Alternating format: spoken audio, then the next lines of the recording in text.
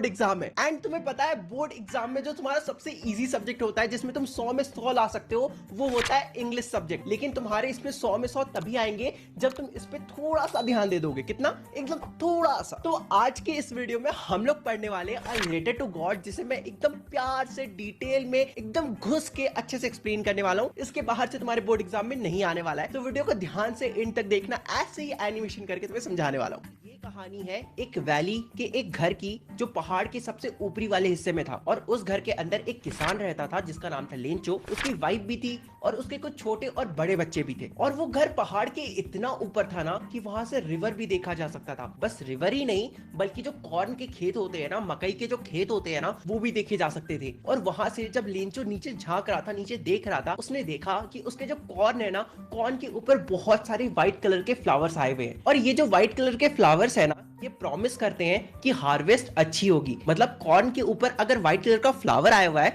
इसका मतलब उनका जो फसल है, उनका जो कॉर्न है ना, वो काफी अच्छा होने वाला है। हेलो हेलो, मेरा नाम है लेंचो, मेरा कॉर्न का फील्ड है, मेरे कॉर्न के ऊपर व्हाइट कलर का फ्लावर आया हुआ है, सब कुछ बढ़िया, सब कुछ चंगा चल रहा है। बस कमी है तो बारिश की, बारिश ही नहीं आ रहा है। इसलिए मैं बार बार नॉर्थ ईस्ट डायरेक्शन में देख रहा होता। मैं ये उम्मीद कर रहा होता कि वहां से बारिश आएगी। मेरी वाइफ अंदर खाना बना रही होती। जगनी मन, क्या लगता है तुमको आज बारिश होगी कि नहीं होगी? हाँ, अगर भगवान ने चाहा तो बारिश जरूर होगी। वैसे मैं सप्पर बना रही हूँ। सप्पर का मतलब होता है रात का खाना। मेरे जो बड़े बच्चे हैं ना, वो खेत में काम कर रहे हैं। मेरे जो छोटे बच्चे वो घर के बाहर खेल रहे हैं। और वो मैं जो हूँ ना, मैं उनके लिए डिनर बना रही हूँ। अच्छो जल्दी से अंदर आ जाओ, खाना रेडी हो गया है। अब यहाँ से मैं एक्सप्लेन करता हूँ। जैसा कि लेंचो ने प्रेडिक्ट किया था, डिनर करते वक्त ही रेन के बड़े बड़े ड्रॉप्स गिरने लगते हैं और नॉर्थ ईस्ट डायरेक्शन से huge mountains of clouds, black clouds आते हुए दिखाई देते हैं। और उस वक्त जो मौसम थी ना, वो काफी अच्छी थी, काफी प्लेजेंट सी, काफी स्वीट सी और काफी प्यारी सी हवा चल रही थी। मेरे को बारिश की बूंदे अपनी बॉडी पे फील करना होती, इसलिए मैं जल्दी से बाहर जाती, फिर जल्दी से अंदर आती। मेरे बीवी, मेरे बच्चे, जल्दी इधर सुनो। ये जो बाहर में बारिश हो रही है ना, ये जो रेन के ड्रॉप्स गिर रहे हैं ना, ये रेन के ड्रॉप्स नहीं है, ये न्यू कॉइन्स है। ये जो बड़े बड़े ड्रॉप्स है ना, ये 10 सेंट्स है, 10 सेंट्स है। और ये जो छोटे छोटे ड्रॉप है, ये 5 सेंट्स है। हम लोग बहुत अमीर होने वाली होती।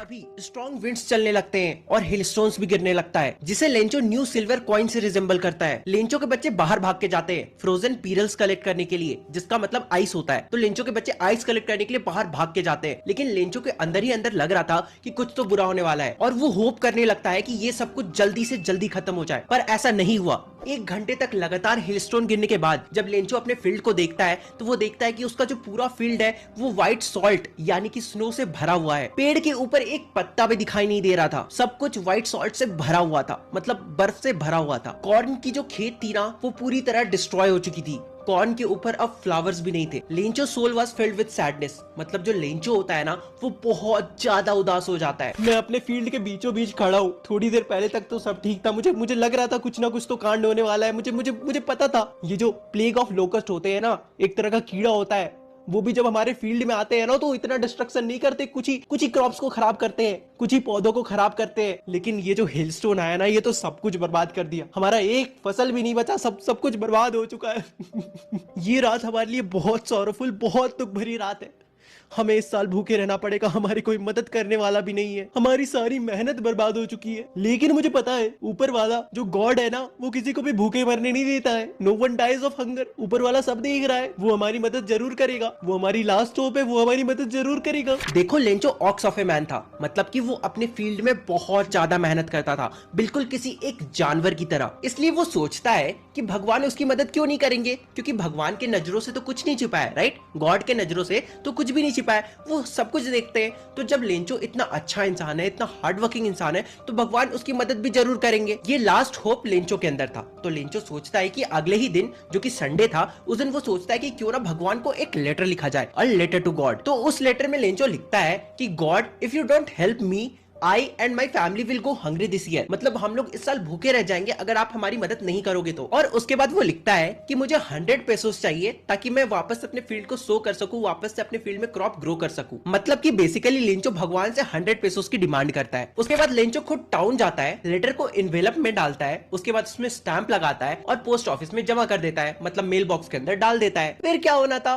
वो लेटर एक पोस्ट ऑफिस एम्प्लॉय को मिलता है और वो पोस्ट ऑफिस एम्प्लॉय हंसते हंसते अपने बॉस यानी कि पोस्ट मास्टर के पास जाता है और वो जो पोस्ट मास्टर था ना वो एक फैट एमिएबल फेलो था, मतलब मोटा तो था लेकिन काफी अच्छा नेचर का इंसान था, काफी हंसमुख इंसान था। तो पोस्ट मास्टर भी पहले तो उस लेटर को देख के बहुत ज्यादा हंसते हैं, लेकिन फिर अचानक से सीरियस हो जाते हैं और बेंच पे टैप करते हुए कहते हैं, व्हाट अ फेथ, देखो लिंचो को भगवान पे कितना भरोसा है। आई विश कि मैं भी भगवान पे इतना ही भरोसा रख पाता। मैं नहीं चाहता कि लिंचो का भरोसा भगवान पर से उठे, इसलिए मैं इसकी हेल्प करना चाहता हूँ। और मेरे पास एक आइडिया भी है, मुझे पता है कि बस लेटर का रिप्लाई करने से कुछ नहीं होगा, क्योंकि लिंचो को बस भगवान का रिप्लाई नहीं चाहिए बल्कि उसे 100 पेसोस भी चाहिए। इसलिए सिर्फ इंक, पेपर या फिर मेरा गुडविल लिंचो की हेल्प नहीं कर पाएगा, बल्कि हमें उसे कुछ पैसे देने पड़ेंगे। इसलिए पोस्ट मास्टर अपने सैलरी से कुछ हिस्सा निकालते हैं, अपने दोस्तों को और अपने एम्प्लॉयज को भी कहते हैं, यार कुछ एक्ट ऑफ चैरिटी दिखाओ, थोड़ा सा डोनेट करो, थोड़ा सा पैसा इधर भी मिलाओ। लेकिन फिर भी देखो ये इम्पॉसिबल था कि वो 100 पेसोस जमा कर पाते, इसलिए वो लोग सब मिलकर 70 पेसोस जमा कर पाते हैं। और उसके बाद उन पैसों को इन्वेलप के अंदर डालते हैं, गॉड का साइन लगाते हैं, उसमें स्टैंप लगाते हैं और लिंचो का आने का वेट करने लगते हैं। उसके बाद अगले ही संडे लिंचो सुबह सुबह आ जाता है पोस्ट ऑफिस।